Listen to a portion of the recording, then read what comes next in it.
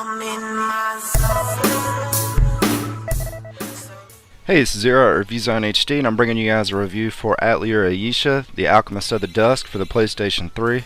There's certainly been no shortage of good JRPGs releasing at the first part of this year. Most of you are more than likely just now finishing Ni no Kuni, and I've been busy playing both Hyperdimension Neptunia Victory and Atrian Odyssey 4 for the 3DS, and now I've just added another game to the list of titles that I want to spend more time with.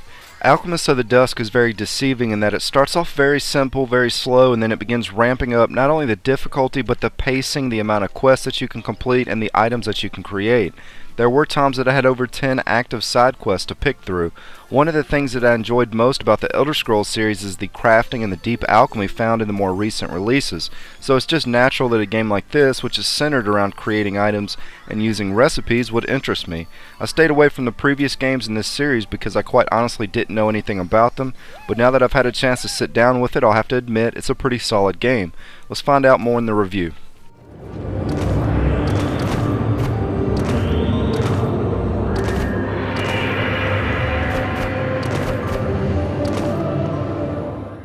All the role-playing games that I've covered this year have had very different types of art style and graphics, and Alchemist of the Dusk is sitting in its own corner with its own unique cel-shaded graphics that look as if they were all carefully hand-drawn and then watercolored in. The environmental objects are all razor sharp, and I really didn't have any complaints with the overall way the game looks as far as its characters, enemy models, and the game world. There were no technical flaws such as frame rate issues or slowdown, and the only real gripe that I have is that you can't adjust the camera angle at all when you're running through the small areas that you visit. It's locked in, which sometimes hinders what you can see, such as an enemy around a corner or a harvesting spot that you need to gather materials from. On the battlefield you can adjust the camera up and down, and that's about it. There is a lot of variety in the areas that you visit, with plenty on the map to travel to whenever you like, but all the stages are built pretty small and you can travel from the entrance to the exit pretty quickly in most.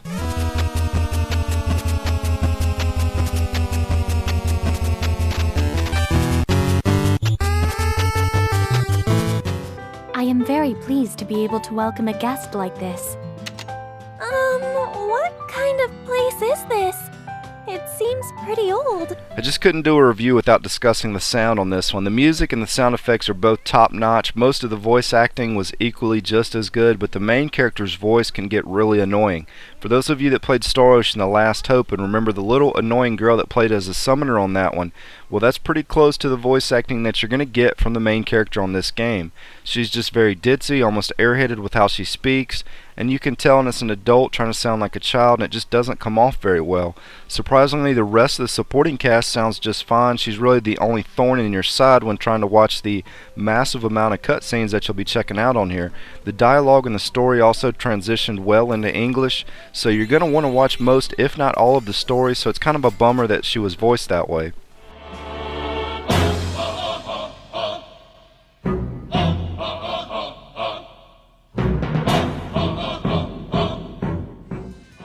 The way this game opens up, it almost feels like it was constructed for the people that had played the previous games in the series and were knowledgeable of how the alchemy system works. And what I mean by that is my first few hours playing, I was a bit confused as to what was going on and what to do.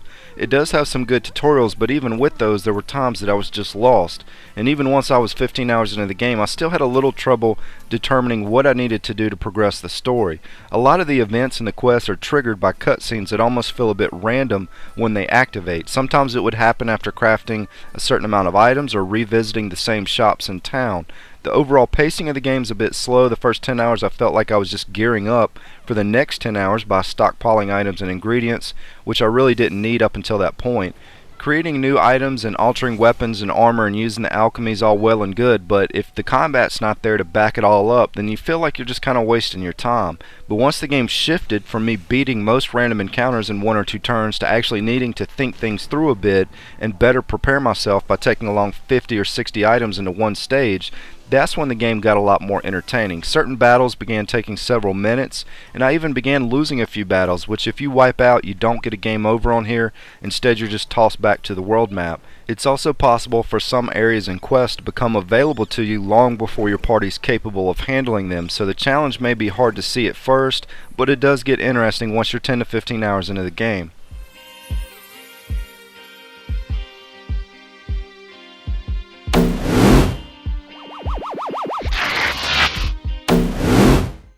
personally do not like games that have time limits on them because I just like to work at my own pace, and there is a time limit on this game to complete quests, but it's very, very relaxed. I never once felt pressure to complete certain missions because of failing a deadline.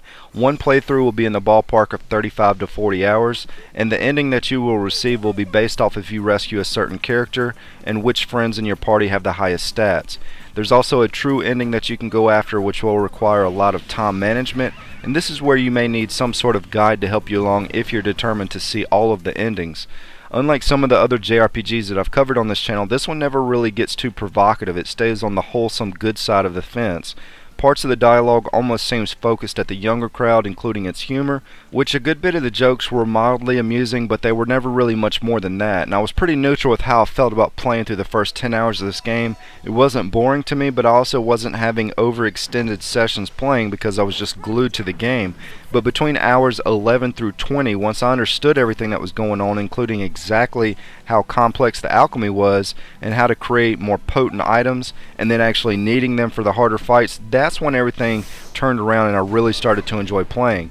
Eventually you unlock more powerful moves to use in combat, and the recipes start getting a little more complicated, and you also have to go searching for specific ingredients in far reaches of the world. And this is what makes the game fun once the combat actually starts picking up.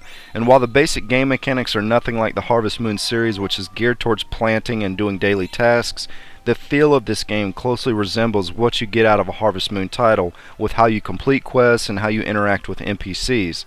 As far as a recommendation, if you do enjoy JRPGs or the Harvest Moon games, or if you've played any of the previous titles in this series, I'm sure you will enjoy this game. As a side note, it's worth pointing out that this was the biggest downloaded game that I've ever picked up out of the PlayStation Store, clocking in at 15 gigs, so I'd highly recommend getting the disc copy of the game if you have the choice. Anyways, this is Zero at ReviewZoneHD, and thanks for stopping by. Okay, since this can go on forever, let's cut it right there. Thank you so much.